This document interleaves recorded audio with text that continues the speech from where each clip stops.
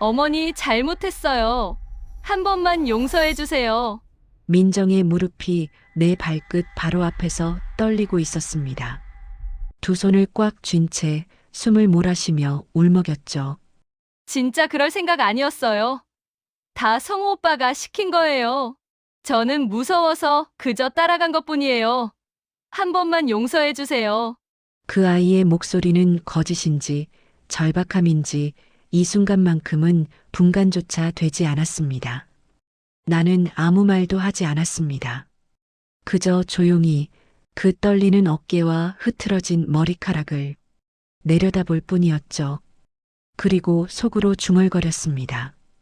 하지만 그 애는 모른다. 정민이는 이미 모든 걸 알고 있었다는 걸. 그 순간 여러분 머릿속엔 단 한 가지 질문만 남을 겁니다. 정민이가 뭘 알고 있었던 거지?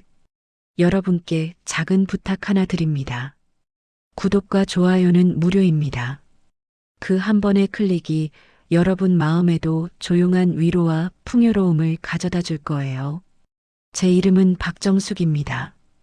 올해로 66입니다.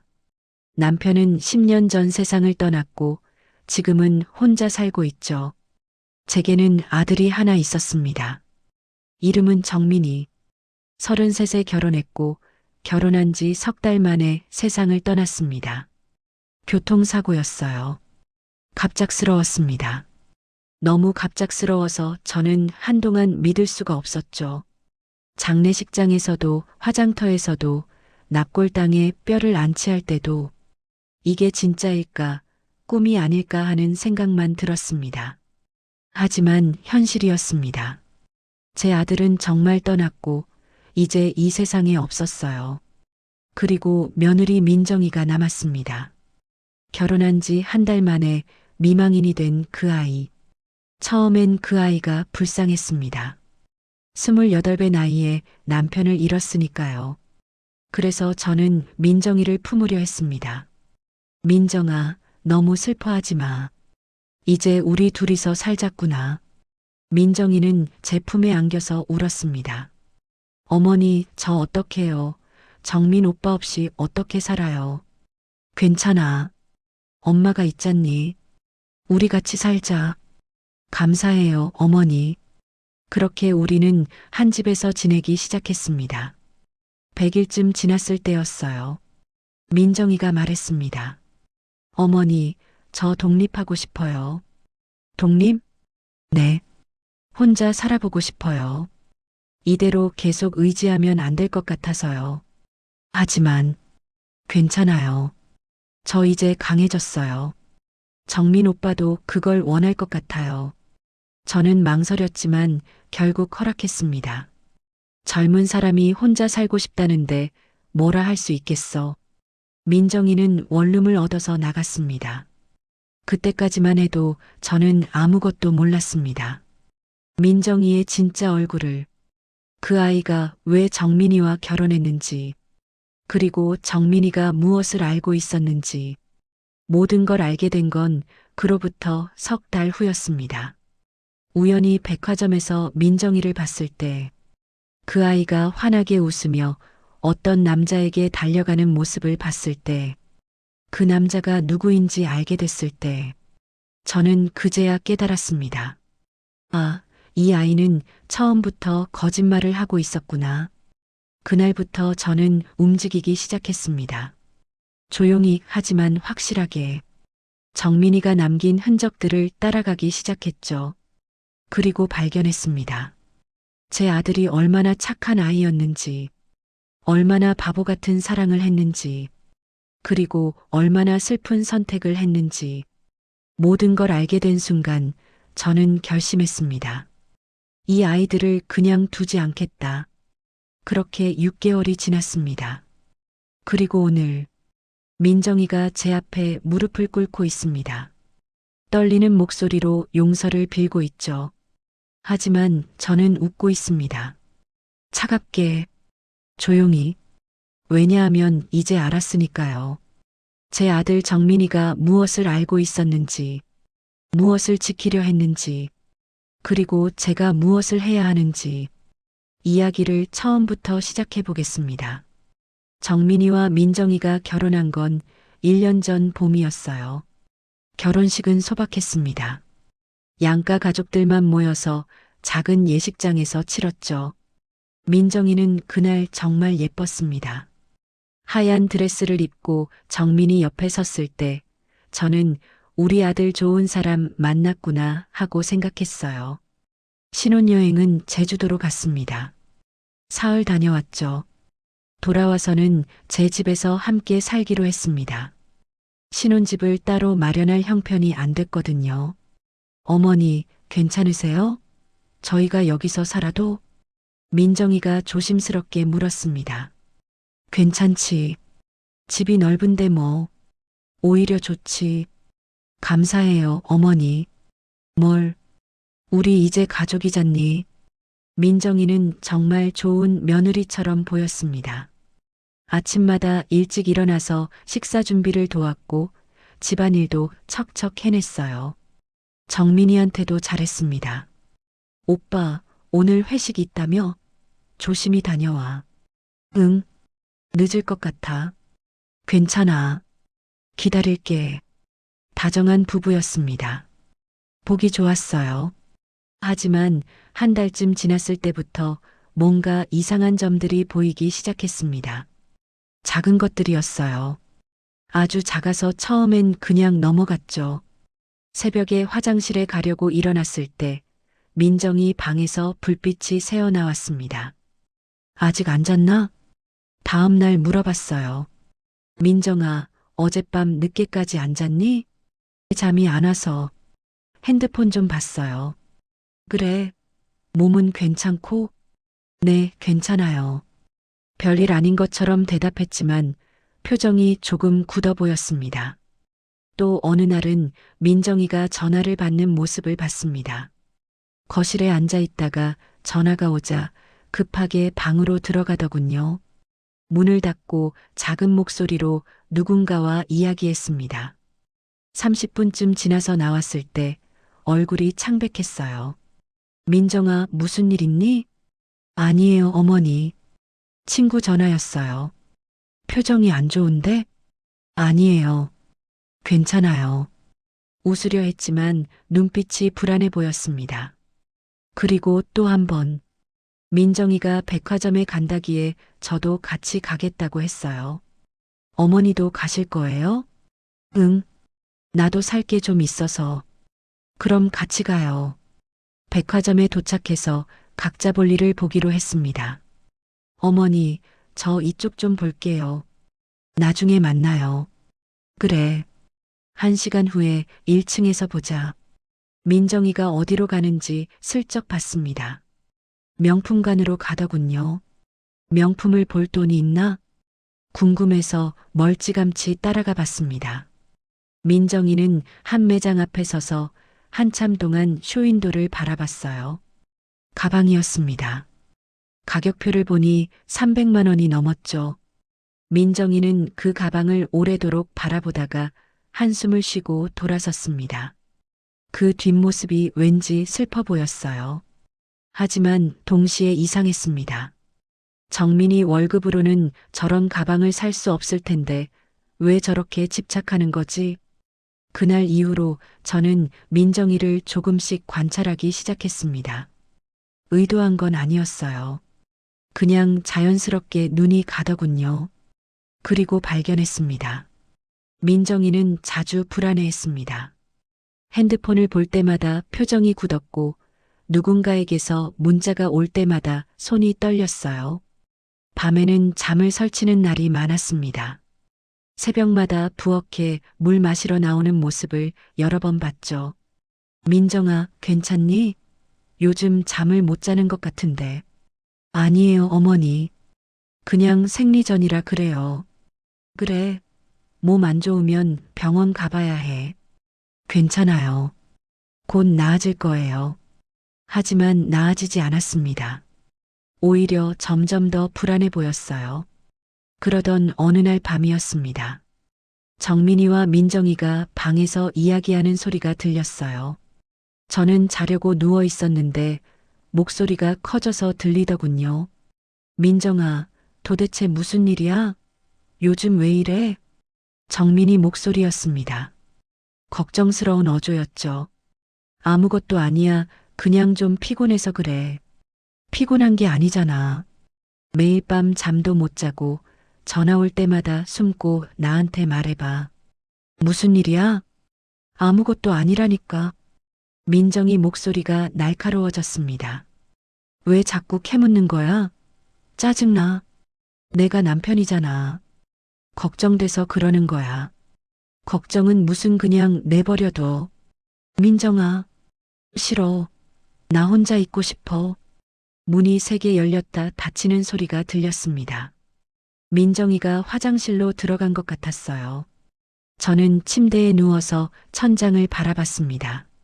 저 아이한테 무슨 일이 있는 걸까? 불안했습니다. 뭔가 잘못되고 있다는 느낌이 들었어요. 하지만 구체적으로 뭔지는 알 수 없었죠. 다음 날 아침, 정민이가 출근 준비를 하면서 저한테 조용히 말했습니다. 엄마, 민정이 좀 봐주세요. 왜? 무슨 일 있어? 잘 모르겠어요. 근데 요즘 너무 이상해요. 무슨 고민이 있는 것 같은데 말을 안 해요. 그래. 엄마가 한번 물어볼까? 그래 주세요. 저한테는 말 안 하니까. 정민이는 걱정스러운 표정으로 출근했습니다. 저는 민정이를 불렀어요. 민정아, 이리 와서 앉아봐. 네, 어머니. 민정이가 소파에 앉았습니다. 긴장한 표정이었죠. 요즘 무슨 걱정 있니? 없어요. 정민이가 걱정하던데. 너 요즘 잠도 못 자고 힘들어 보인다고. 괜찮아요. 그냥 적응하느라 그래요. 적응? 결혼한 지 한 달이 넘었는데? 네. 그래도 아직 좀 낯설어요. 민정아. 네. 엄마한테 솔직하게 말해봐. 무슨 일 있지? 민정이가 저를 봤습니다. 눈빛이 흔들렸어요. 뭔가 말하려다가 참는 것처럼 보였죠. 없어요, 어머니. 정말 아무것도 없어요. 그래. 네. 걱정 마세요. 민정이는 억지로 웃었습니다. 하지만 그 웃음은 진짜가 아니었어요. 저는 그날 확신했습니다. 이 아이한테 분명 뭔가 있어. 그리고 그 뭔가가 좋은 일은 아닐 거라는 걸 느꼈습니다. 민정이의 이상한 행동들이 계속되는 동안 저는 궁금해졌습니다. 이 아이는 대체 어떻게 우리 정민이를 만났을까? 정민이한테 물어본 적이 있었어요. 결혼하기 전에요. 정민아, 민정이랑 어떻게 만났어? 아, 그게요. 정민이는 수줍게 웃으며 말했습니다. 운명 같았어요. 운명? 네. 진짜 영화 같은 만남이었어요. 그날 이야기를 들려줬습니다. 1년 전 여름이었습니다. 정민이는 회사 일로 늦게까지 야근을 하고 집으로 돌아가는 길이었어요. 밤 11시쯤 횡단보도를 건너려는데 갑자기 차 한 대가 빠르게 다가왔습니다. 위험해. 정민이는 본능적으로 옆 사람을 밀쳐냈어요. 그 사람이 민정이었습니다. 민정이는 넘어지면서 무릎을 다쳤고 정민이도 함께 바닥에 넘어졌죠. 차는 그 사이를 지나갔습니다. 아슬아슬했어요. 괜찮으세요? 정민이가 급하게 민정이를 일으켰습니다. 아, 네, 감사합니다. 민정이는 무릎에서 피가 나고 있었어요. 병원 가야겠어요. 제가 모셔다 드릴게요. 아니에요, 괜찮아요. 괜찮지 않아요. 제 차 여기 있어요. 가시죠. 정민이는 민정이를 응급실로 데려갔습니다. 다행히 큰 상처는 아니었어요. 소독하고 밴드 붙이면 될 정도였죠. 정말 감사합니다. 목숨 구해주신 거나 마찬가지예요. 아니에요. 당연한 일 했을 뿐이에요. 그래도 어떻게 보답해야 할지. 보답은요. 다치지 않으셔서 다행이에요. 정민이는 그렇게 말하고 돌아서려 했습니다. 하지만 민정이가 불렀어요. 저기 연락처라도 주실 수 있을까요? 나중에 밥이라도 사고 싶어서요. 아, 괜찮아요. 그럴 필요 없어요. 제발이요. 이렇게 도와주셨는데 그냥 보낼 수가 없어요. 민정이가 간곡하게 부탁했습니다. 정민이는 결국 번호를 줬어요. 그렇게 둘은 연락하기 시작했습니다. 처음엔 문자였어요. 오늘 괜찮으세요? 약속대로 밥 사고 싶어요. 괜찮아요. 정말 신경 안 쓰셔도 돼요. 그래도 제가 원해서 하는 거예요. 오늘 저녁 시간 되세요? 정민이는 거절하기 어려워서 만났습니다. 식사를 하면서 이야기를 나눴죠. 민정이는 밝고 상냥했습니다. 정민 씨는 무슨 일 하세요? 저는 IT 회사 다녀요. 개발자예요. 와, 멋지다. 저는 그런 거 하나도 몰라요. 아니에요. 그냥 컴퓨터만 보는 일이에요. 그래도 대단하신 것 같아요. 민정이는 정민이를 보며 환하게 웃었습니다. 그 웃음에 정민이는 마음이 흔들렸어요. 이 사람 좋은 사람인 것 같아. 그 후로 자주 만났습니다. 카페에서, 공원에서, 영화관에서 석 달쯤 지났을 때 정민이가 고백했어요. 민정 씨, 저 좋아합니다. 저도요, 정민 씨. 민정이도 받아줬습니다. 둘은 연인이 됐죠. 6개월 더 만나고 결혼을 결심했습니다. 엄마, 저 결혼하려고요. 정말? 누구랑? 민정이라고 제가 살린 사람이요. 살렸다고? 네. 차에 치일 뻔한 걸 제가 구해줬어요. 그게 인연이 돼서 만났어요. 정민이는 행복해 보였습니다. 저도 기뻤어요. 우리 아들이 좋은 사람 만났구나. 하지만 지금 돌이켜보면 모든 게 의심스럽습니다. 그날 밤 민정이는 정말 우연히 그 횡단보도에 있었을까요? 차는 정말 우연히 빠르게 달려온 걸까요? 민정이가 간곡하게 연락처를 받아낸 건 정말 감사해서였을까요? 모든 게 계획된 건 아니었을까요? 그 의심은 정민이가 죽고 6개월 후에 확인됐습니다. 제가 정민이 방을 정리하던 중 서랍 깊숙한 곳에서 노트 한 권을 발견했어요. 정민이 일기였습니다. 펼쳤더니 이런 글이 있었어요. 오늘 민정이를 만났다. 횡단보도에서 차가 달려오는 걸 보고 밀쳐냈다. 민정이는 다쳤지만 크지 않았다. 다행이다. 그런데 이상한 점이 있다. 그 차 운전자, 민정이 오빠라고 했다. 성호. 민정이는 모르는 척했지만 나는 봤다. 차 안에서 둘이 눈빛을 교환하는 걸. 짧았지만 분명했다. 이건 우연이 아닌 것 같다. 그 글을 읽는 순간 온몸이 얼어붙었습니다. 계획된 만남이었다고? 다음 장을 넘겼습니다. 석 달째 민정이를 만나고 있다. 민정이는 좋은 사람이다. 상냥하고 밝고 배려심도 깊다. 하지만 가끔 불안해 보인다. 누군가한테 전화가 올 때마다 긴장한다. 그 누군가는 아마 성호인 것 같다. 민정이 오빠, 며칠 전에 우연히 봤다. 민정이가 어떤 남자를 만나는 걸 카페 밖에서 지켜봤다. 그 남자가 성호였다. 둘이 심각하게 이야기하는 것 같았다. 민정이는 울고 있었고 성호는 뭔가 다그치는 것처럼 보였다. 이게 뭘까? 민정이한테 무슨 일이 있는 걸까? 다음 장. 오늘 민정이한테 고백했다. 민정이도 받아줬다. 기쁘다. 하지만 동시에 불안하다. 이 관계가 진짜일까? 민정이는 나를 정말 좋아하는 걸까? 아니면 다른 목적이 있는 걸까? 그래도 괜찮다. 내가 민정이를 지켜주면 돼. 무슨 일이 있어도. 노트를 읽으면서 저는 깨달았습니다. 정민이는 알고 있었습니다. 처음부터 민정이와 성우가 짠 것, 계획된 만남이었다는 것. 민정이가 무언가를 숨기고 있다는 것 모두 알고 있었어요. 그런데도 사랑했습니다. 민정이를 지키려 했죠. 왜? 눈물이 났습니다. 왜 이렇게까지 한 거니, 정민아. 노트를 계속 넘겼습니다. 오늘 성우를 조사해봤다. 회사 동료한테 부탁했다. 놀라운 사실을 알았다. 성우는 횡령범이다. 회사 돈 100억 원을 빼돌렸다. 코인이랑 주식으로 다 날렸다고 한다. 그 빚을 메우려고 민정이를 이용하는 것 같다. 나한테 접근시켜서 뭔가를 얻으려는 거겠지. 돈일 수도 있고 다른 걸 수도 있다.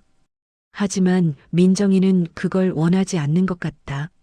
늘 불안해하고 괴로워한다. 내가 지켜줘야겠다. 모든 게 명확해졌습니다. 성우는 횡령한 돈을 메우기 위해 민정이를 이용했고 민정이는 그 계획에 따라 정민이한테 접근했습니다. 하지만 정민이는 모든 걸 알고 있었어요. 그럼에도 민정이를 사랑했고 지키려 했죠. 저는 노트를 덮었습니다. 가슴이 미어졌어요. 이 바보 같은 아들. 정민이 노트를 읽고 난 후 저는 민정이에 대해 더 알고 싶어졌습니다. 이 아이는 대체 어떤 사람일까? 왜 성우 말을 따를 수밖에 없었을까? 궁금했어요. 민정이가 독립한 후 한 달쯤 지났을 때 제가 가끔 원룸에 찾아갔습니다. 민정아, 엄마가 반찬 좀 해왔다. 받아. 어머니, 감사해요. 들어오세요. 원룸은 작았지만 깔끔했습니다. 하지만 뭔가 이상했어요. 화장대 위에 명품 화장품들이 가득했고 옷장에는 비싼 옷들이 걸려 있었죠. 정민이 월급으로는 저런 걸 살 수 없을 텐데. 민정이가 차를 끓이는 동안 저는 슬쩍 주변을 둘러봤습니다. 책상 위에 신용카드 고지서가 보이더군요. 몇 장이나 쌓여 있었어요. 숫자가 눈에 들어왔습니다. 3천만 원? 놀랐습니다. 신용카드 빚이 3천만 원이나 됐어요. 어머니, 차 나왔어요. 민정이가 차를 들고 왔습니다. 저는 재빨리 자리에 앉았어요. 고마워. 별 말씀을요. 민정이는 웃었지만 눈빛이 불안해 보였습니다. 민정아. 네. 혹시 돈 때문에 힘든 거 아니니? 민정이가 굳었습니다. 왜 그러세요? 아니, 그냥 혹시 어려우면 엄마한테 말해. 도와줄 수 있으니까. 괜찮아요, 어머니. 저 혼자 잘 살 수 있어요. 그래. 그럼 다행이고. 더 이상 묻지 않았습니다. 하지만 확신했어요. 이 아이한테 빚이 있구나. 집으로 돌아와서 곰곰이 생각했습니다. 민정이는 왜 빚을 졌을까? 정민이 월급이 적은 편은 아니었어요. 연봉 5천만 원 정도 됐으니까요. 그런데도 빚이 3천만 원이나 있다는 건 뭔가 문제가 있다는 뜻이었죠. 며칠 후 저는 민정이를 더 관찰하기 시작했습니다. 몰래요. 죄송한 일이지만 어쩔 수 없었어요. 어느 날 민정이가 백화점에 간다고 했습니다. 저도 슬쩍 따라갔어요. 민정이는 명품관으로 갔습니다. 가방 매장에 들어가더니 한참 동안 구경했어요. 점원이 다가왔습니다. 손님, 이 가방 한번 보시겠어요? 신상품이에요. 아, 네. 민정이가 가방을 들어봤습니다. 예쁜 가방이었어요. 하지만 가격표를 보는 순간 표정이 굳었습니다. 500만 원. 점원이 말했습니다. 정말 인기 많은 제품이에요. 지금 안 사시면 다음엔 구하기 힘드실 거예요. 그렇군요. 카드로 하시면 할부도 되세요. 생각 좀 해볼게요. 민정이는 가방을 내려놓고 나왔습니다. 하지만 매장 밖에서 한참 동안 그 가방을 바라봤어요. 눈빛이 간절했습니다. 정말 갖고 싶은가 보네. 하지만 살 수 없었죠. 이미 빚이 3천만 원이나 있는데 500만 원짜리 가방을 살 리 없었습니다. 민정이는 한숨을 쉬고 돌아섰습니다. 저는 멀찌감치서 그 모습을 지켜봤어요. 이 아이는 허영심이 강하구나. 그 후로도 민정이를 몇 번 더 관찰했습니다. 카페에서도 제일 비싼 걸 시켰고 옷도 항상 브랜드 것만 입었어요. 친구들 만날 때도 명품 가방을 들고 나갔죠. 겉으로 보기엔 잘 사는 것처럼 보였지만 속은 텅 비어 있었습니다. 빚만 쌓여가고 있었어요. 어느 날 밤이었습니다. 민정이한테서 전화가 왔어요. 어머니, 목소리가 떨리고 있었습니다. 왜 그래, 민정아? 무슨 일이니? 저 혹시 돈 좀 빌려주실 수 있으세요? 돈? 네, 급하게 필요해서요. 100만 원만. 무슨 일인데? 친구 결혼식 축의금이랑 집세가 좀 밀려서요. 거짓말이었습니다. 저는 알고 있었어요. 민정이 집세는 정민이가 이미 1년치를 미리 냈으니까요. 하지만 따지지 않았습니다. 알았어. 내일 줄게. 정말요? 감사해요. 어머니 꼭 갚을게요. 괜찮아. 천천히 갚아도 돼. 전화를 끊고 한숨을 쉬었습니다. 이 아이 거짓말까지 하는구나. 다음 날 민정이한테 100만 원을 줬습니다. 고마워요, 어머니. 다음 달에 꼭 갚을게요. 천천히 해. 정말 감사해요. 민정이는 깊이 인사하고 갔어요. 하지만 다음 달에 돈을 갚지 않았습니다. 그 다음 달에도 안 갚았죠. 저는 재촉하지 않았어요. 그냥 지켜보기만 했습니다. 이 아이는 돈 관리를 못하는구나. 2달 후 민정이가 또 전화했습니다. 어머니 죄송한데 또 돈 좀 빌려주실 수 있으세요? 또? 네, 이번엔 정말 급해서요. 200만 원만. 무슨 일인데? 카드값이 좀 밀려서요. 이번엔 솔직하게 말하더군요. 알았어. 줄게. 정말요? 감사합니다. 하지만 민정아. 네. 이번엔 꼭 갚아야 해. 네, 꼭 갚을게요. 하지만 역시 갚지 않았습니다. 석 달이 지나도 6개월이 지나도 소식이 없었어요. 저는 그냥 포기했습니다. 어차피 돌아오지 않을 돈이겠지. 그렇게 1년이 지났습니다. 그리고 정민이가 세상을 떠났어요. 민정이는 장례식장에서 엄청나게 울었습니다. 정민 오빠 왜 이래요? 왜 날 두고 가요? 진심으로 슬퍼 보였어요. 저도 그렇게 믿었습니다. 이 아이도 정민이를 사랑했구나. 하지만 지금 생각해보면 그것도 연기였을지 모릅니다. 진짜 눈물이었을까요? 아니면 빚이 사라진 걸 슬퍼한 걸까요? 정민이가 죽으면 더 이상 돈을 빌릴 곳이 없어지니까요. 100일이 지나고 민정이가 독립한다고 했을 때 저는 말렸습니다. 민정아, 혼자 나가서 어떻게 살려고? 괜찮아요, 어머니. 저 혼자서도 할 수 있어요. 하지만 정민 오빠도 제가 독립하길 원했을 거예요. 이제 어른이 됐으니까요. 그렇게 나갔습니다. 그리고 석 달 후 백화점에서 민정이를 봤을 때 모든 게 명확해졌습니다. 그 아이는 슬픔에서 벗어나 있었어요. 화장을 진하게 하고 명품 가방을 들고 환하게 웃으면서 어떤 남자에게 달려가는 모습, 그 남자가 성호라는 걸 알았을 때 저는 깨달았습니다. 처음부터 다 거짓말이었구나. 민정이는 정민이를 사랑하지 않았습니다. 그냥 이용했을 뿐이에요. 돈 때문에, 허영심 때문에, 성호 때문에. 그리고 정민이는 그 모든 걸 알고도 민정이를 지키려 했습니다. 바보 같은 사랑이었죠. 하지만 진짜 사랑이었습니다. 백화점에서 민정이와 성호를 본 날 밤, 저는 잠을 이룰 수가 없었습니다. 머릿속이 복잡했어요. 정민이가 알았다면 왜 결혼한 거지? 왜 민정이를 지키려 한 거지?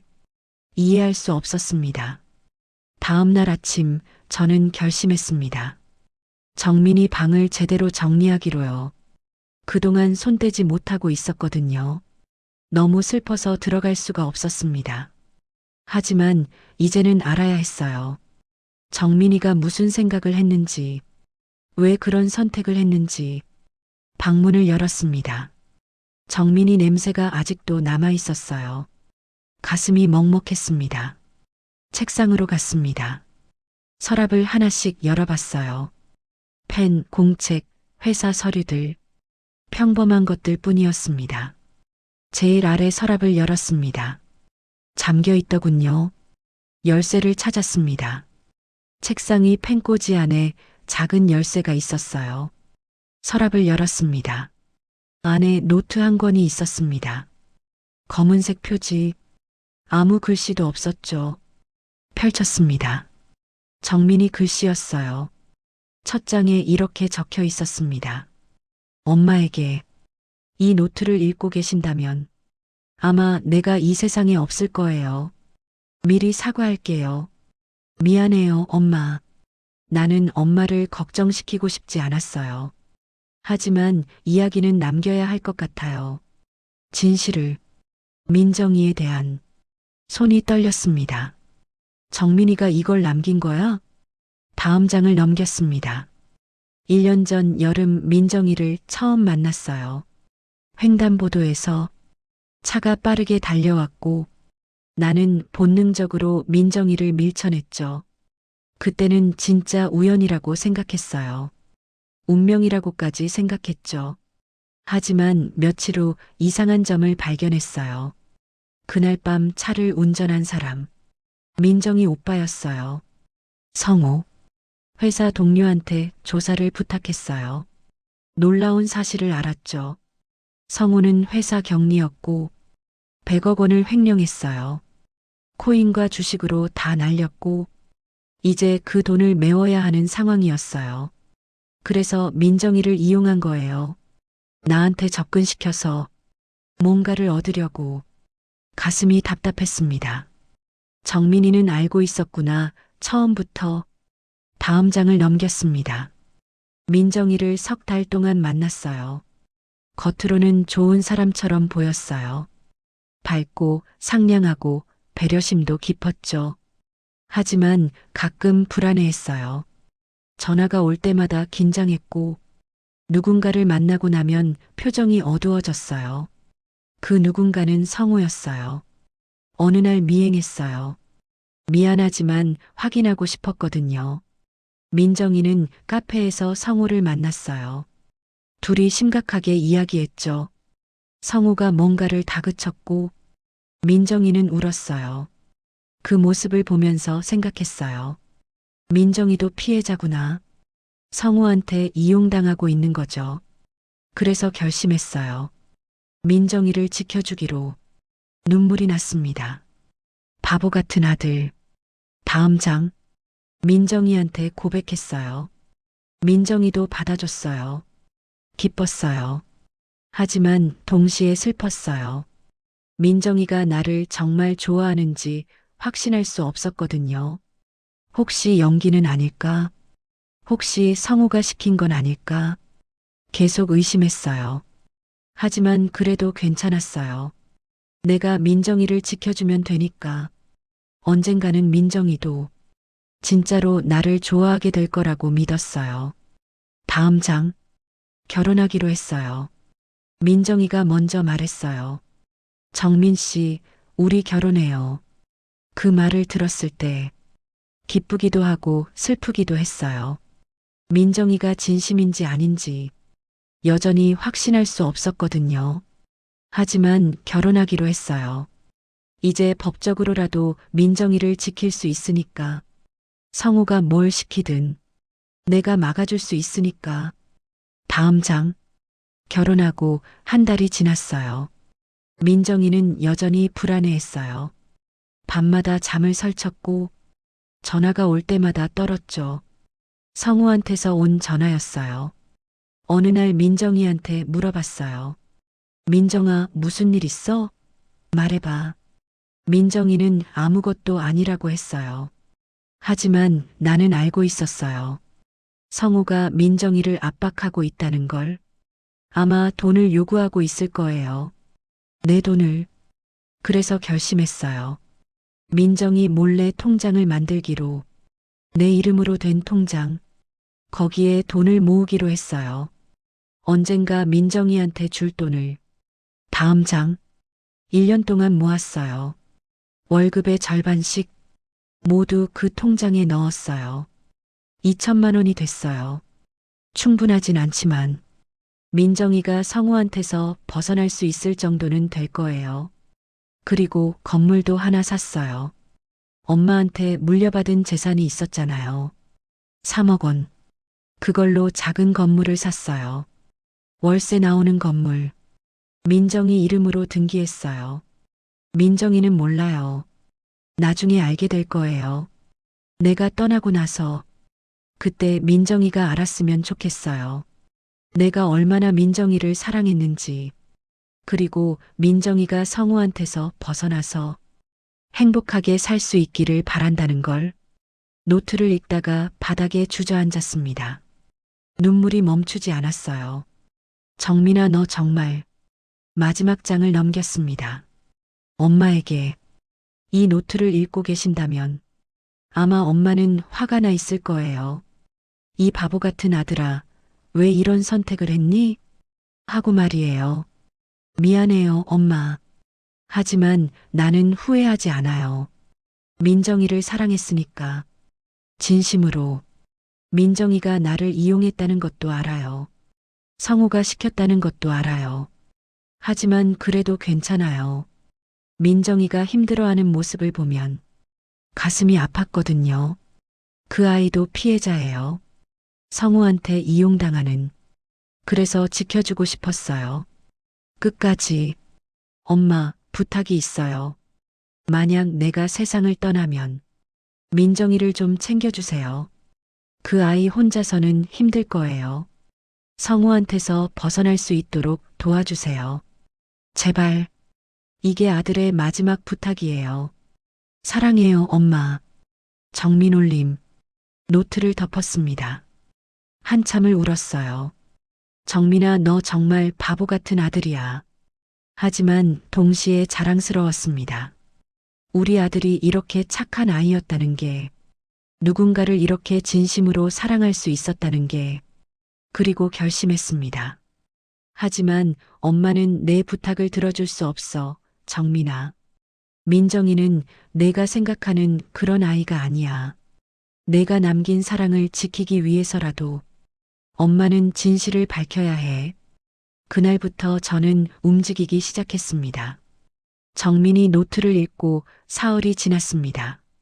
저는 아무것도 할 수 없었어요. 그냥 집에 앉아서 생각만 했죠. 정민이 부탁을 지켜야 하나? 아니면 진실을 밝혀야 하나? 고민이 깊었습니다.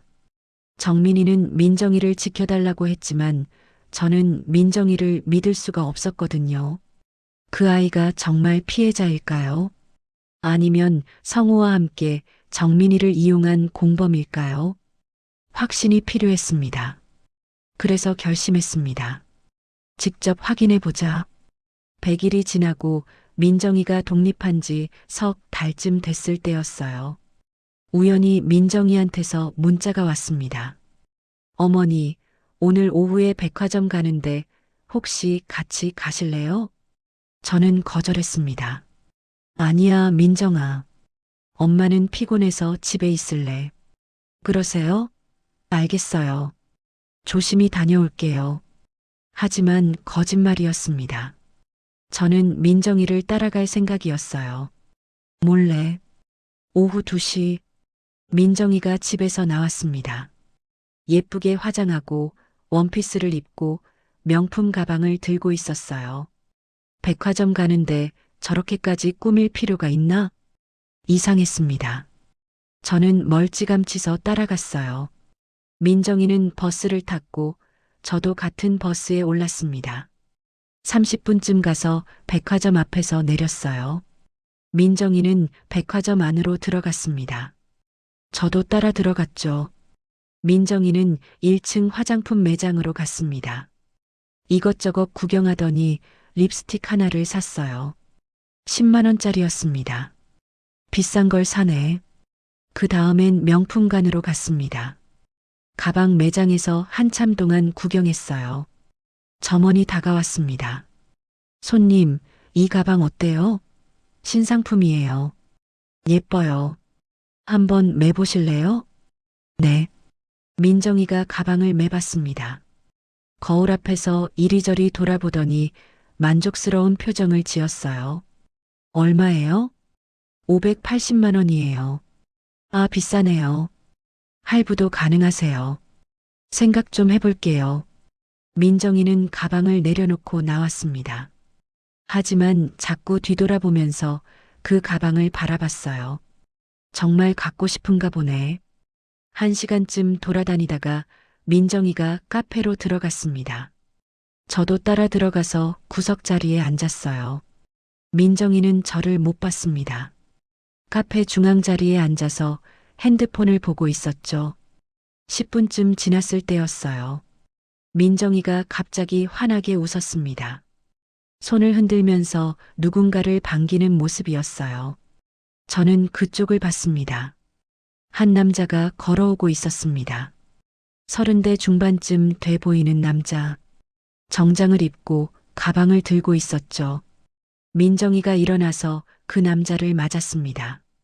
오빠, 오빠. 제 심장이 쿵 하고 내려앉았습니다. 설마. 남자가 웃으면서 민정이 어깨를 툭 쳤습니다. 둘은 자리에 앉았어요. 이야기를 나누기 시작했죠. 저는 그 남자 얼굴을 자세히 봤습니다. 정민이 결혼식 때 봤던 얼굴이었어요.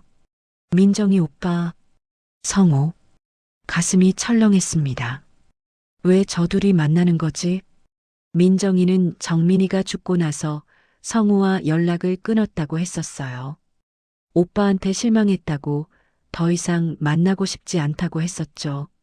하지만 지금 보니 거짓말이었습니다. 둘은 여전히 만나고 있었어요. 그것도 친밀하게. 저는 귀를 기울였습니다.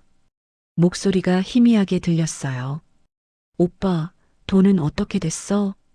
민정이가 물었습니다. 아직이야. 좀 더 기다려야 해. 성우가 대답했습니다. 언제까지 기다려야 하는데? 조금만 더.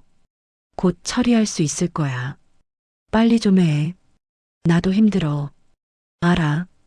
미안해. 성우가 미안하다는 말을 하자 민정이 표정이 조금 풀렸습니다. 그나저나 건물 얘기는 들었어? 민정이가 조심스럽게 물었습니다. 무슨 건물? 정민 오빠가 내 이름으로 건물을 사줬대. 변호사가 연락 왔어. 진짜? 얼마짜리? 3억 원 정도 한대. 와, 대박이네. 성우가 웃었습니다.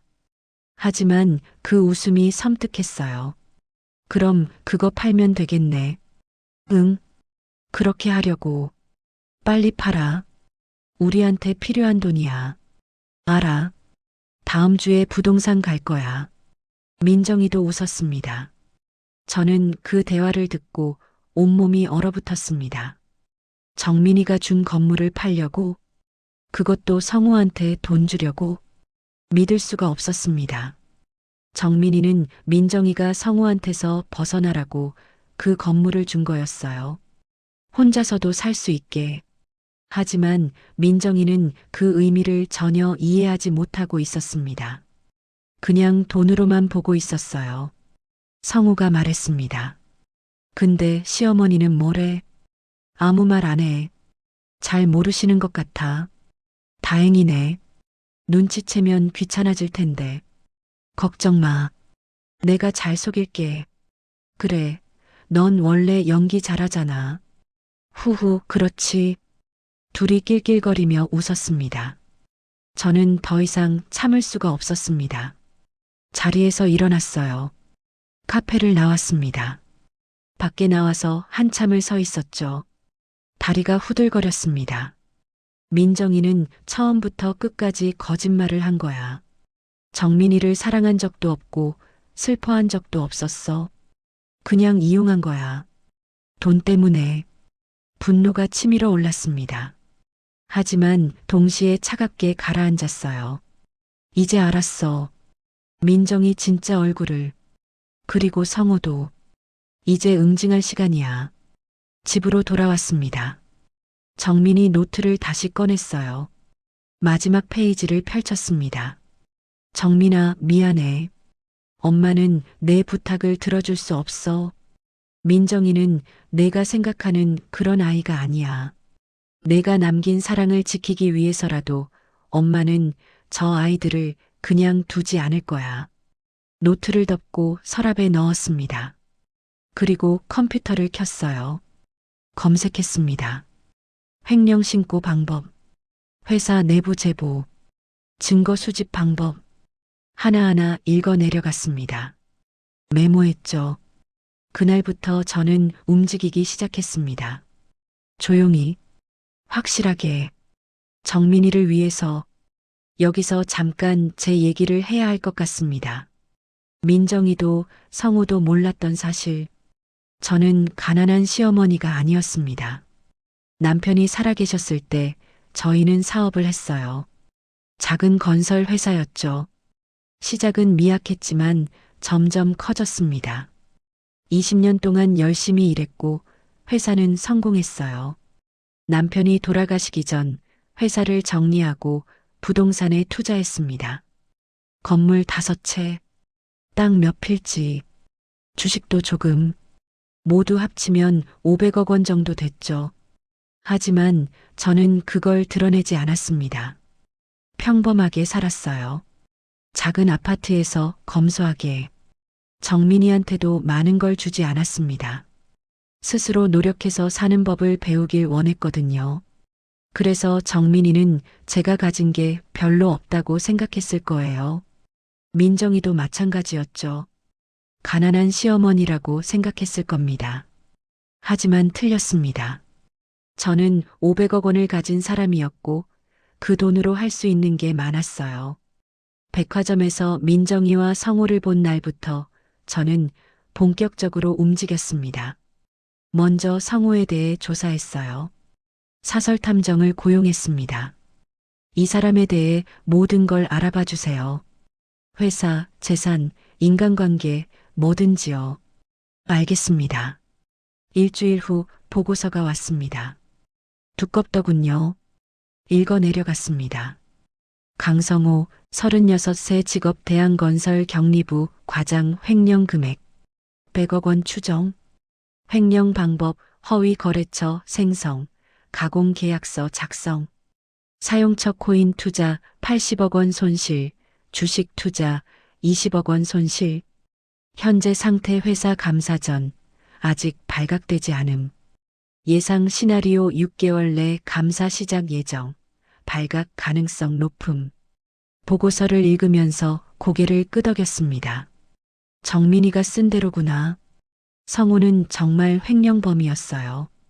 그것도 100억 원이나. 하지만 아직 발각되지 않았습니다. 왜 아직 안 걸린 거지? 다음 페이지를 넘겼습니다. 횡령 은폐 방법, 장부 조작, 증거 서류 폐기, 내부 고발자 협박, 감사팀 매수 시도. 철저하게 준비했구나. 하지만 완벽하지는 않았습니다. 보고서 마지막 페이지에 이렇게 적혀 있었어요. 약점 거래처 대표 김모 씨, 허위 계약 사실 인지.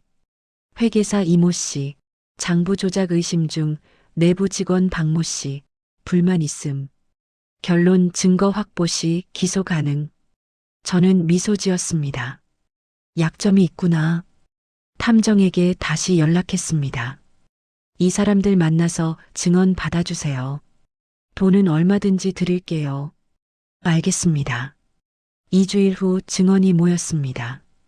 거래처 대표는 허위 계약서에 도장을 찍었다고 증언했어요. 성우가 100만 원을 주고 부탁했다고 했죠. 회계사는 장부가 이상하다는 메모를 남겨뒀습니다. 내부 직원은 성우가 서류를 몰래 폐기하는 걸 봤다고 했어요. 모든 증거가 모였습니다. 저는 그걸 정리해서 파일로 만들었습니다. 두꺼운 파일, 100억 원 횡령의 증거들. 하지만 아직 신고하지 않았습니다. 타이밍이 중요했거든요. 다음은 민정이 차례였습니다. 민정이에 대해서도 조사했어요. 민정이 재산, 빚, 카드 사용 내역 모두 알아봐 주세요. 네. 사흘 후 보고서가 왔습니다. 박민정, 28세. 재산 없음, 정민이가 준 건물 3억 원 제외. 빚 신용카드 4천만 원. 현금 서비스 1천만 원. 대출 2천만 원. 총 빚 7천만 원. 월 상환액 200만 원. 수입 없음. 결론 파산 직전. 한숨이 나왔습니다. 빚이 7천만 원이나 되는구나. 정민이 월급으로는 감당할 수 없는 금액이었어요. 그래서 성우한테 의지할 수밖에 없었겠죠. 다음 페이지를 넘겼습니다. 카드 사용 내역. 명품 가방 600만 원. 명품 옷 400만 원. 화장품 200만 원. 고급 레스토랑 100만 원. 기타 1000만 원. 결론 허영심으로 인한 과소비. 정민이가 죽고도 계속 쓴 거구나. 화가 났습니다. 정민이는 죽어가면서도 민정이를 위해 건물을 남겼는데 민정이는 명품이나 사고 있었어요. 저는 한 가지를 더 조사했습니다. 민정이가 정민이한테서 빌린 돈. 정민이 통장 기록을 확인했어요. 박민정에게 송금. 100만 원 1년 전 5월. 200만 원 10개월 전 7월. 300만 원 8개월 전 9월. 500만 원 6개월 전 11월. 총 1100만 원. 상환 없음. 한 푼도 갚지 않았습니다. 역시나 모든 조사가 끝났습니다. 이제 움직일 시간이었어요. 먼저 변호사를 만났습니다. 서울에서 제일 유명한 형사 전문 변호사. 의뢰하고 싶은 게 있습니다. 말씀하세요. 횡령 사건입니다. 100억 원. 변호사 눈빛이 달라졌습니다. 증거가 있으십니까? 서류 뭉치를 건넸습니다. 변호사가 읽어 내려갔어요. 10분쯤 지나서 고개를 들었습니다. 이 정도면 기소 가능합니다. 실형도 확실하고요. 얼마나 나올까요? 최소 10년은 나올 겁니다. 좋습니다. 진행해 주세요. 알겠습니다. 변호사가 검찰에 고발장을 제출했습니다. 이틀 후 검찰이 움직였어요. 성우 회사에 압수수색이 들어갔습니다. 저는 뉴스로 봤어요. 이응이응건설 횡령 의혹, 검찰 수사 착수. 성우는 그날 저녁 긴급 체포됐습니다. 뉴스에 수갑찬 모습이 나왔어요. 저는 그 화면을 보면서 조용히 웃었습니다. 하나 끝났네. 다음은 민정이었습니다. 민정이한테 연락했어요.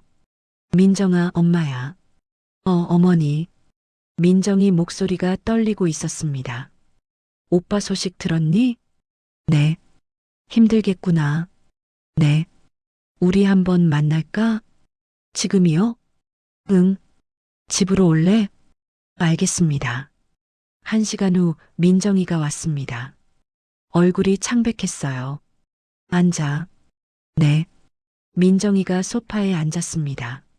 저는 마주 앉았어요. 한참을 말없이 바라봤습니다. 민정이가 견디지 못하고 입을 열었습니다. 어머니, 오빠 일 저는 몰랐어요. 그래. 네, 정말이에요. 민정아. 네. 거짓말하지 마. 너 다 알고 있었잖아. 민정이가 얼어붙었습니다. 저는 서랍에서 서류를 꺼냈어요. 민정이 앞에 놓았습니다. 이게 뭔지 아니?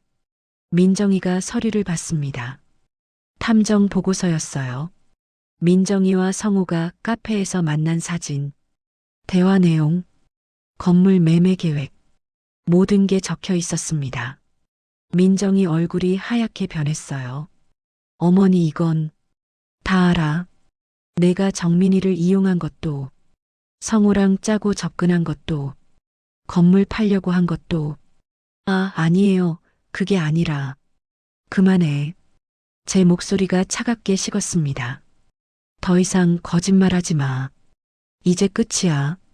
민정이가 떨기 시작했습니다. 민정이가 떨고 있었습니다. 저는 계속 말했어요. 민정아, 정민이가 뭘 남겼는지 아니? 건물이요. 그래. 3억 원짜리 건물. 그게 뭔지 아니? 그건 정민이가 내 인생이었어. 너 혼자서도 살 수 있게, 성우한테서 벗어날 수 있게 남긴 거야. 근데 넌 그걸 팔려고 했지. 성우한테 돈 주려고. 민정이가 고개를 숙였습니다. 정민이가 얼마나 너를 사랑했는지 아니? 모든 걸 알고 있었어. 내가 성우한테 이용당한다는 것도, 너희가 짜고 접근했다는 것도 다 알면서도 사랑했어.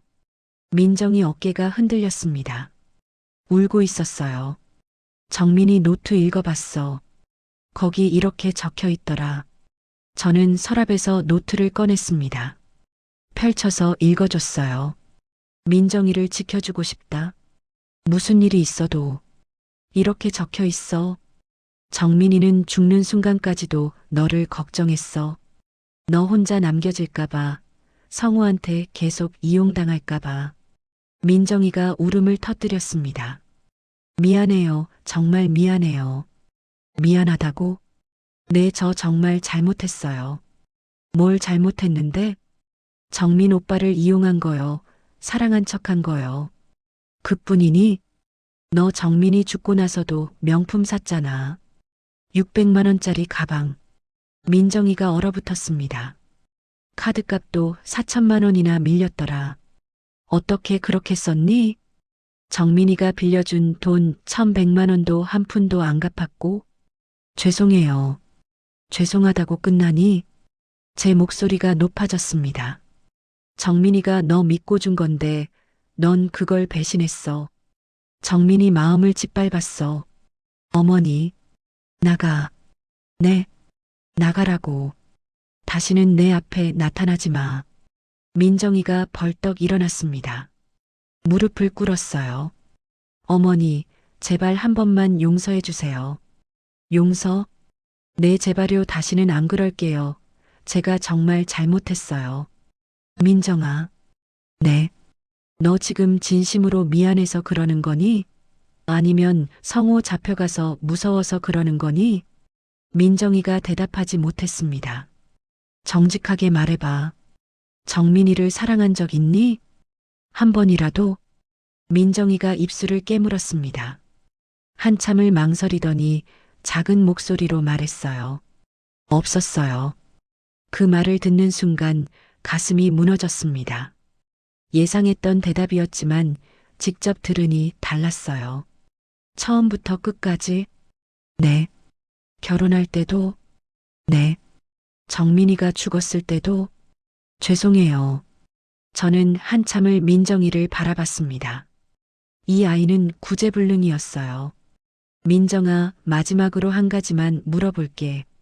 네. 만약 정민이가 살아있었으면 어떻게 했을 거야? 계속 속였을 거야? 민정이가 고개를 숙였습니다. 대답하지 않았어요. 하지만 침묵이 대답이었죠. 그래, 알겠어. 이제 나가. 어머니, 나가라고. 민정이가 울면서 일어났습니다. 문 쪽으로 비틀거리며 걸어갔어요. 문을 열고 나가려는 순간 저는 마지막으로 말했습니다. 민정아. 네. 정민이 건물 말이야. 그거 못 팔아. 네. 내가 이미 막아뒀어. 법적으로. 민정이가 돌아봤습니다. 무슨 말씀이세요? 정민이 유언장이 있어. 내가 모르는. 거기 이렇게 적혀 있어. 민정이가 건물을 팔려고 하면 어머니한테 소유권이 넘어간다. 변호사가 확인했어. 민정이 얼굴이 창백해졌습니다. 그러니까 그 건물은 이제 내 거 아니야. 정민이가 마지막으로 남긴 안전장치였어. 내가 성우한테 이용당하지 않게. 민정이가 주저앉았습니다. 바닥에 털썩 앉아서 울기 시작했어요. 어떡하긴. 내가 알아서 살아야지. 돈도 없는데 빚도 있는데 어떻게 살아요. 그건 내 문제야. 정민이가 준 기회를 내가 버린 거잖아. 어머니, 제발 도와주세요. 도와줄 수 없어. 제발이요. 민정이가 제 발을 붙잡았습니다. 한 번만요. 한 번만 기회를 주세요. 저는 민정이 손을 떼어냈습니다. 민정아, 기회는 이미 줬어. 정민이가. 근데 넌 그걸 버렸잖아. 이제 내가 책임져야 해. 내 선택을. 민정이가 바닥에 엎드려서 울었습니다. 저는 그 모습을 보면서 아무 감정도 느끼지 못했어요. 동정도 연민도 없었습니다. 그냥 텅 빈 기분이었죠. 일어나서 나가. 어머니, 다시는 연락하지 마. 정민이 무덤에도 오지 마. 내가 올 자격 없어. 민정이가 비틀거리며 일어났습니다. 문을 열고 나갔어요. 문이 닫히는 소리가 들렸습니다. 저는 소파에 앉았어요. 한참을 그렇게 앉아 있었죠. 창밖을 봤습니다. 해가 지고 있었어요. 노을이 붉게 물들고 있었습니다. 정민아, 엄마가 했어. 내가 부탁한 대로는 못했지만 그래도 내 사랑은 지켰어. 눈물이 났습니다. 오랜만에 흐르는 눈물이었어요. 이틀 후 성호 재판이 시작됐습니다. 저는 방청석에 앉아서 지켜봤어요. 검사가 기소했습니다. 피고인 강성호는 100억 원을 횡령했고 이를 은폐하기 위해 증거를 인멸했습니다. 증거 서류가 제출됐어요. 성호는 아무 변명도 하지 못했습니다. 판사가 판결을 내렸습니다. 피고인 강성호에게 징역 12년을 선고한다. 법정이 조용해졌습니다. 성호가 고개를 떨궜어요. 저는 그 모습을 보면서 자리에서 일어났습니다. 밖으로 나왔어요. 이제 끝났구나. 집으로 돌아왔습니다. 정민이 방으로 갔어요. 책상 위에 사진이 있었습니다. 정민이 졸업사진. 환하게 웃고 있는 얼굴. 저는 그 사진을 들고 한참을 봤습니다. 정민아, 다 끝났어. 이제 편히 쉬어. 사진을 가슴에 안았어요. 눈물이 멈추지 않았습니다. 하지만 후회는 없었어요. 제가 할 수 있는 최선을 다했으니까요. 정민이가 남긴 사랑을 지켰으니까요. 성호 재판이 끝나고 6개월이 지났습니다. 조용한 날들이었어요. 민정이한테서 연락은 없었습니다. 성호는 교도소에 있었고요. 저는 그냥 평범하게 살았습니다. 아침에 일어나서 산책하고 책 읽고 정민이 무덤에 가고 그렇게 시간이 흘렀어요. 어느 날 변호사한테서 연락이 왔습니다. 사모님, 민정 씨가 건물 소유권 이전 소송을 제기했습니다. 그래요? 네. 정민 씨 유언장이 무효라고 주장하고 있습니다. 이길 수 있나요? 물론입니다. 유언장은 법적으로 완벽합니다. 걱정 마세요. 알겠습니다. 석 달 후 판결이 났습니다. 민정이 패소. 건물 소유권은 제게 넘어왔어요. 저는 그 건물을 팔지 않았습니다. 그냥 그대로 두기로 했죠. 월세를 받아서 불우이웃을 돕는 데 썼습니다. 정민이 이름으로. 정민이 장학금, 정민이 복지기금. 정민이가 원했을 거라고 생각했어요. 누군가를 돕는 것. 그게 정민이가 살았던 방식이었으니까요. 1년이 지났습니다. 어느 날 우연히 길에서 민정이를 봤어요. 편의점 앞에서 담배를 피우고 있었습니다. 많이 변해 있었어요. 화장기 없는 얼굴, 헝클어진 머리, 낡은 옷. 예전의 화려함은 어디에도 없었습니다. 저는 그냥 지나치려 했어요. 하지만 민정이가 저를 봤습니다. 어머니, 멈춰섰습니다. 안녕, 안녕하세요. 어색한 침묵이 흘렀어요. 요즘 어떻게 지내니? 그냥 살아요. 일은 하고, 편의점에서 알바해요. 그렇구나. 민정이가 담배를 끄고 말했습니다. 어머니, 저 할 말이 있어요. 뭔데? 정민 오빠 정말 좋은 사람이었어요. 그때는 몰랐어요. 근데 이제 알아요. 얼마나 저를 사랑했는지. 민정이 눈에 눈물이 고였습니다. 후회돼요. 매일. 왜 그렇게 살았는지. 왜 오빠를 제대로 사랑하지 못했는지. 이제 와서 후회해봤자 소용없지만 그래도 말하고 싶었어요. 정민 오빠 정말 미안하다고. 사랑한다고. 저는 한참 민정이를 봤습니다. 진심인 것 같았어요. 처음으로. 민정아. 네. 정민이 무덤 위치 아니? 알아요. 가끔 가봐. 꽃이라도 놓고. 가도 돼요? 응.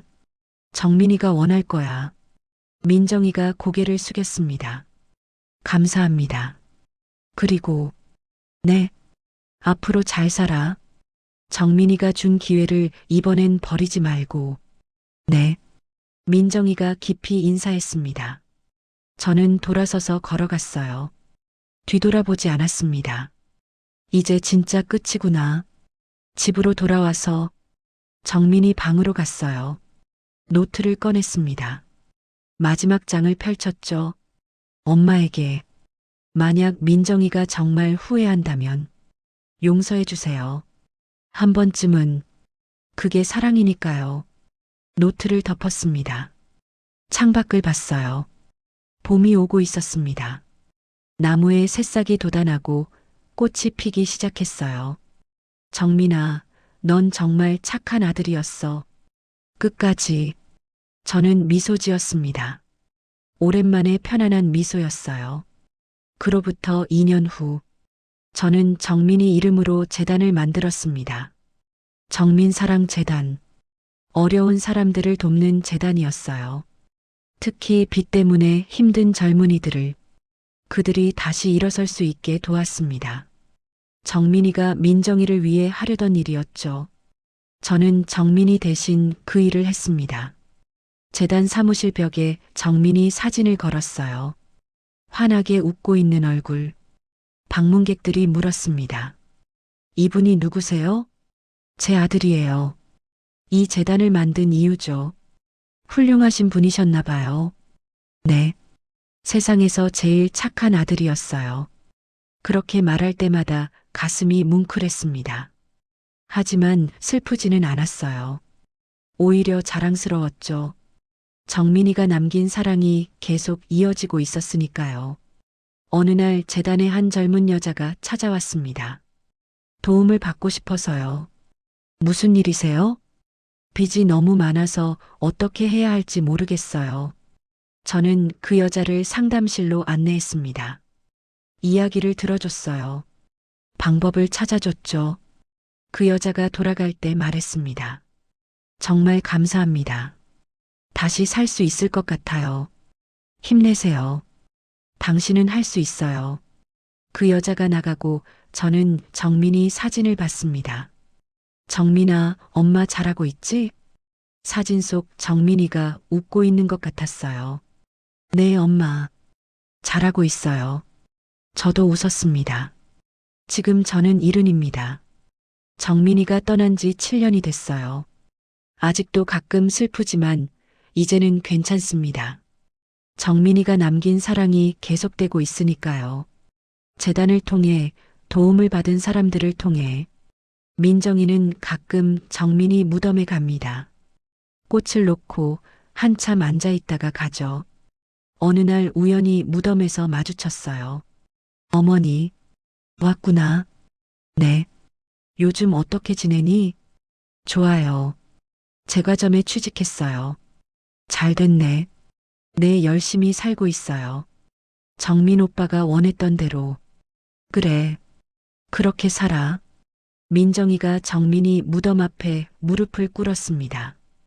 오빠 미안해요. 그리고 고마워요. 사랑해요. 조용한 목소리였지만 진심이 담겨 있었어요. 저는 그 모습을 보면서 생각했습니다. 정민아, 내가 원했던 대로 됐어. 민정이가 다시 일어섰어. 바람이 불었습니다. 따뜻한 봄바람. 마치 정민이가 대답하는 것 같았어요. 고마워요, 엄마. 저는 무덤 앞에 앉았습니다. 민정이 옆에. 둘이서 한참 동안 정민이와 함께 있었어요. 말없이. 하지만 마음은 통하고 있었습니다. 해가 지기 시작했어요. 노을이 하늘을 붉게 물들였습니다. 저는 일어났습니다. 민정아, 나는 먼저 갈게. 네, 어머니. 안녕히 가세요. 너도 조심히 가고. 네. 집으로 돌아오는 길. 저는 하늘을 올려다봤습니다. 맑은 하늘이었어요. 정민아, 엄마는 행복해. 내가 남긴 사랑 덕분에. 그리고 속으로 중얼거렸습니다. 이게 진짜 사랑이구나. 용서하는 것. 다시 일어서게 하는 것. 끝까지 믿어주는 것. 정민이가 보여준 사랑. 그게 진짜 사랑이었습니다. 저는 미소 지으며 집으로 걸어갔습니다. 따뜻한 봄날이었습니다. 안녕하세요. 사연스럽게입니다. 사랑은 때로 우리를 바보로 만듭니다. 모든 걸 알면서도 사랑하고 이용당하면서도 지켜주려 하죠. 오늘 사연의 정민 씨가 그랬습니다. 민정 씨가 자신을 이용한다는 걸 알았지만 그래도 사랑했습니다. 끝까지. 그 사랑은 헛되지 않았습니다. 민정 씨는 결국 깨달았고 변했고 다시 일어섰습니다. 정민 씨가 남긴 사랑 덕분에. 진짜 사랑은 상대를 변화시킵니다. 당장은 아니어도 언젠가는. 그리고 그 사랑은 죽음으로도 끝나지 않습니다. 계속 이어집니다. 도움을 받은 사람들을 통해, 기억하는 사람들을 통해. 혹시 지금 누군가를 사랑하고 계신가요? 그 사랑이 힘들고 아프더라도 포기하지 마세요. 진심은 언젠가 전해집니다. 당장은 아니어도 반드시. 오늘 사연이 누군가에게 작은 위로가 되었으면 좋겠습니다. 감사합니다.